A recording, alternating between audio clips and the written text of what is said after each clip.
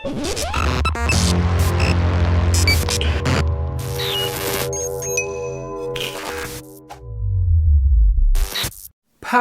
Welcome back to my channel, Dan Who Reviews. My name is of course Dan W. Make sure you're following me on Instagram. Today our Marvel Legends reviews continue with this Build-A-Figure Mantis wave, and in front of me we have another comic character from the wave, and it is of course Adam Warlock, a very important cosmic character in the Marvel Universe. In the box we also get an ultimate head, which is his Magus look, which I'll explain as we go along. Get some effects that we've seen plenty of times before with characters like Havoc and Shocker, and then we also get another head, but that is the Build-A-Figure head for Mantis. So yeah, let's have a look at the box. He shares the box art with Ex Nihilo. There they are at the back, a little read up, and as always we get a list of all the figures in this wave we need to complete the Mantis Build-A-Figure. Today we're reviewing Adam Warlock. There he is on the side of the box. So yeah, without further ado, let's open him up and see what we've got. So pow, there we have him outside of the box. Get it? Him? Only real Marvel fans are going to get that one. So yeah, there he is, Adam Warlock out the box. As always, we go through accessories. He's got these two pieces that we have seen on many of our figures before, like bubbly sort of weird effects. I suppose they're magic effects in Hasbro's eyes. But yeah, we get them. We also get an interchangeable head, which is his Magus look, which I'll explain that in a second.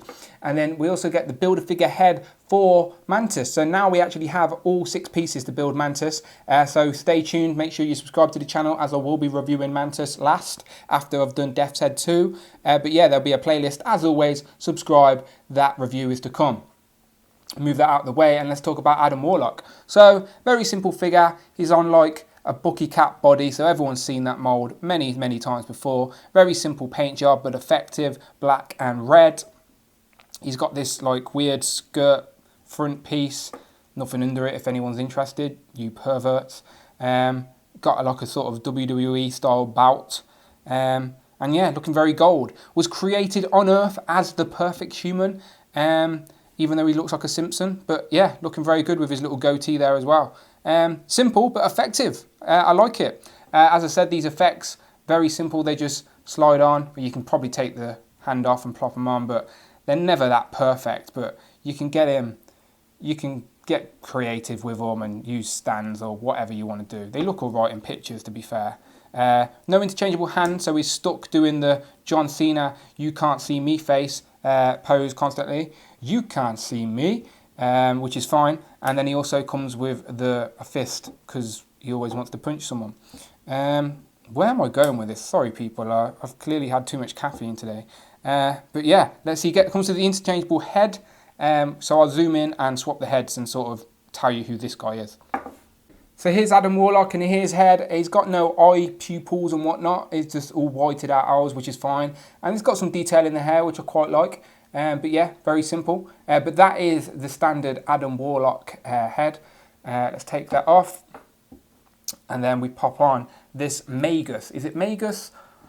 I think it's Magus. And this is basically an evil version of Adam Warlock. In the comics, I think it's like a future version of Adam Warlock, which turned evil, which come back in time to try and set Adam Warlock on the path so he could create himself, but things went wrong.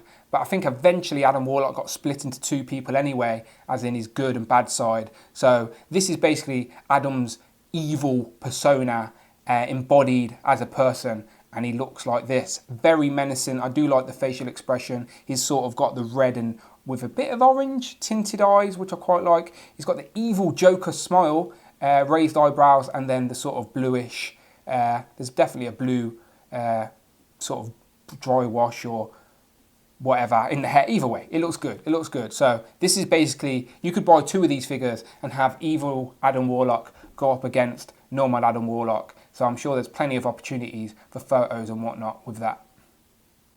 So as I've just explained the Magus head, this would be a perfect opportunity to sort of ask Adam Warlock, who is he?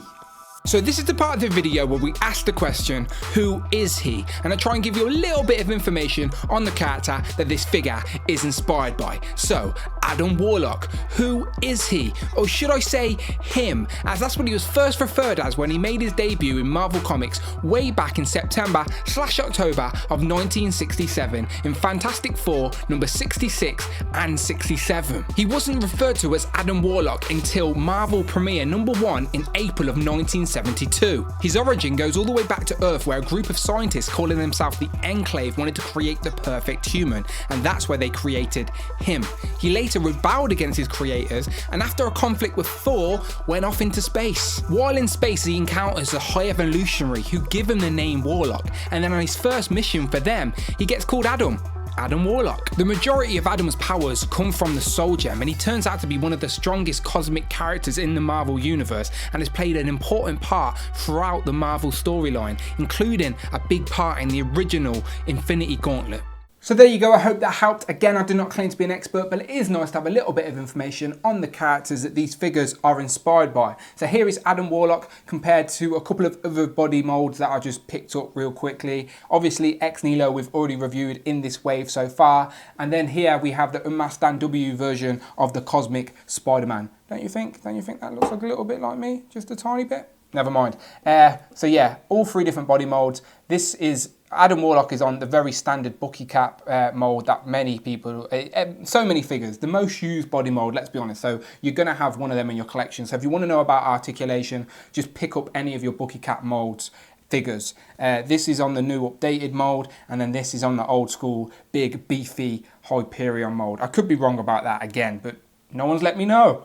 And here is Adam Warlock compared to some of the other figures I've already reviewed in this wave, including Rocket Raccoon, Gamora, Nebula and Star-Lord himself. Obviously, he is not an MCU figure, but we are going to see him in the MCU very soon, as spoiler alert, he appeared in the post-credit scene on Guardians of the Galaxy Volume 2, and James Gunn has already said that he cut him out of Guardians 2 so he could put Mantis in it. So we're definitely going to see a lot of Adam Warlock in Guardians of the Galaxy Volume 3. So do your research, people. Go and read Infinity Gauntlet. It has a lot to do with that, but probably not in the film coming soon, if that makes sense.